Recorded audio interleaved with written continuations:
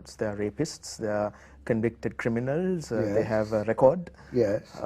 What do you feel If they are is convicted, what do you feel is the choice that a citizen has between these people with a checkered past? If a person is convicted, is it democracy then? Is there democracy allowed yes. then? Yeah. If a person is convicted, Yeah. and he served a sentence, he becomes ineligible, Right. to be elected as a member under our constitution. So that, as far as a convicted person who served sentence is concerned, becomes excluded. Right. Person who is insane or a non-citizen also gets excluded. Sure. And there are several such qualifications.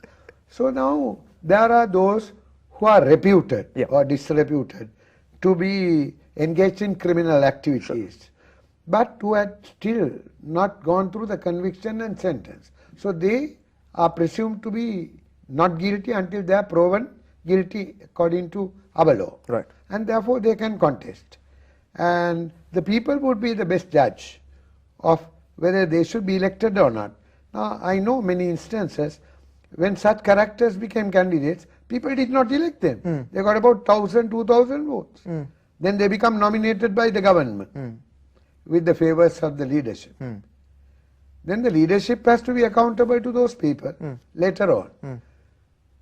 Then the democracy works in a mixed manner. Democracy is not some Puritanist exercise. It is an exercise within the given society at the level that society presently functions, and at the level of the social consciousness Is that the lowest of that common given society. Is that lowest common denominator, or there can be a high aspiration? Now, that depends on the consciousness of the people. And do you feel that the consciousness of the people consciousness of today the is people of today a nature are of what? fairly, what I say, advanced, and I believe this helps to eliminate and exclude number of bad candidates from a particular list of candidates of a particular party.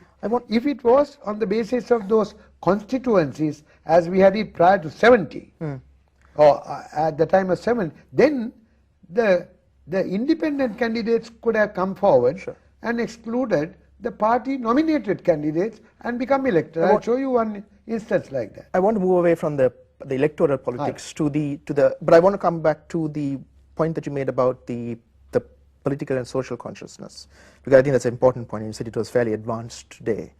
I want to move back 10, 20 years prior, and to talk about a time when you were going to Geneva with the current president against the government and the regime of the day to suggest to the international community that not everything was well with human rights in the country.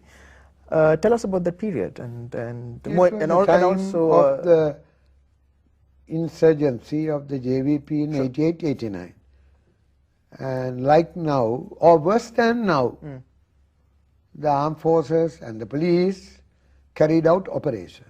Worse than now, is it? Worse than now. Number of dead bodies that were piled up on the sides of the roads and burnt up, or the number of dead persons thrown on the rivers, and you can keep counting the floating bodies. The numbers killed would have been about 60,000 during this period, I believe. So what was your submission to Geneva with the president of today? And the president and I belong to a group within the parliament that was of the opposition at that time, who were concerned about these violations. And even if a person was known to be a JVPer, he could not have been extrajudicially executed. He had to be brought before the law. But that became an exception, and most of them were extrajudicially executed. And among them were very innocent persons who came under suspicion. And therefore investigations, trials only could ultimately give the truth of the story. Then we were thinking what we could do in order to resist this spate of killings that were going on, incarcerations, then torture. And we had some encouragement from a person or two to think of getting to the UN, Human Rights Commission, which was sitting at that time. And even though unaccredited, somehow to find a way into it and speak to some people even in the lobby, if not in those particular official meetings, and try and get this story out into the world, which we did. For that, we did not have all the preparedness, but we took the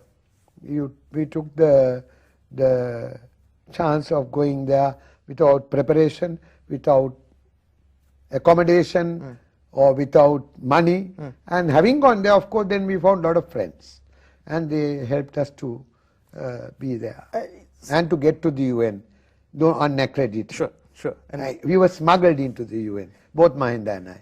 And we went and met different important individuals, secretaries, and we went into workshops and got unofficially, we conveyed what's going on in our country. Fast forward to today. We are in the throes of a conflict, military conflict, like what it was then. It was an insurgency. It was also a kind of a conflict, kind of a, what do you call that? An insurgency, which was armed conflict. Sure. And are you suggesting that in times of armed conflict that there's an exception, or these things happen? These are to be expected during the time of an armed conflict, but it is our duty, our meaning those who are the right thinking people, democratic, those with a democratic outlook, those who respect human rights, must intervene to the maximum possible in order to prevent the occurrence and recurrence of these kind of things. Do you think that it is easy or possible to do that today in Sri Lanka? Not easy. It's a very hard thing. And why is it hard? In a committee that collects information about the disappeared and the abducted, which we take up to the police and ask the police to account for some of those. But the police have not been able to account for many of them. They have accounted for some of them. Do you feel that, as some political commentators have called it, later this year we will see the emergence of a post-war or post-LTT Sri Lanka, giving rise to that opportunity that you suggest is... It must be ongoing from now on. The fact that there is a military conflict only gives us the kind of understanding that these violations occur under circumstances of a military conflict. Anywhere in the world. But is that are we supposed to draw comfort from the fact that it happens anywhere in the world? That is to take notice of. And then intervene to the maximum. On the other hand, to prevent the violations. Military conflict is the decisive factor.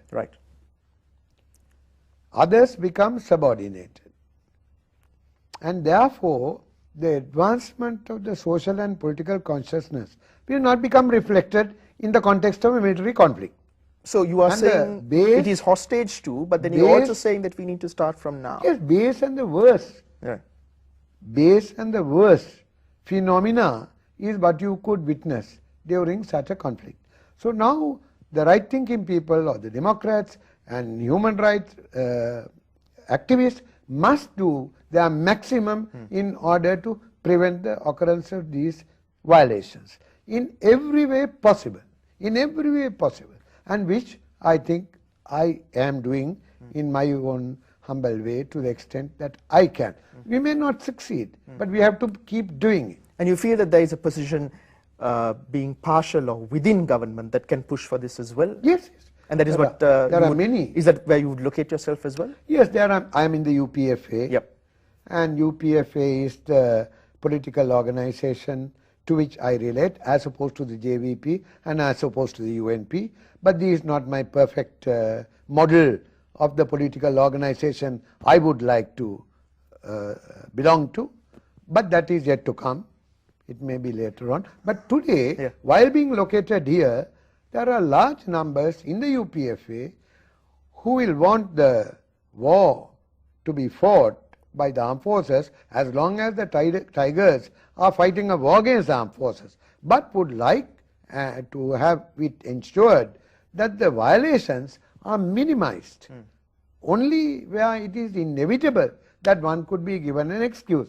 But what we have seen is violations on the part of all parties to the conflict, and which we will try our best to see is happening to the minimum by taking this opinion among the people. All what we can do is to take this opinion among the people, and if the people begin to opine and begin to think, begin to talk, begin to express themselves that these must not be tolerated, I believe, or these must not happen, or these must be prevented, I believe to that extent it will have what you call a positive impact on the actors. Involved. It could have Right. a positive impact on the actors. So which is what we are trying to do. Ms. Nanayakkara, I do hope you're proved right.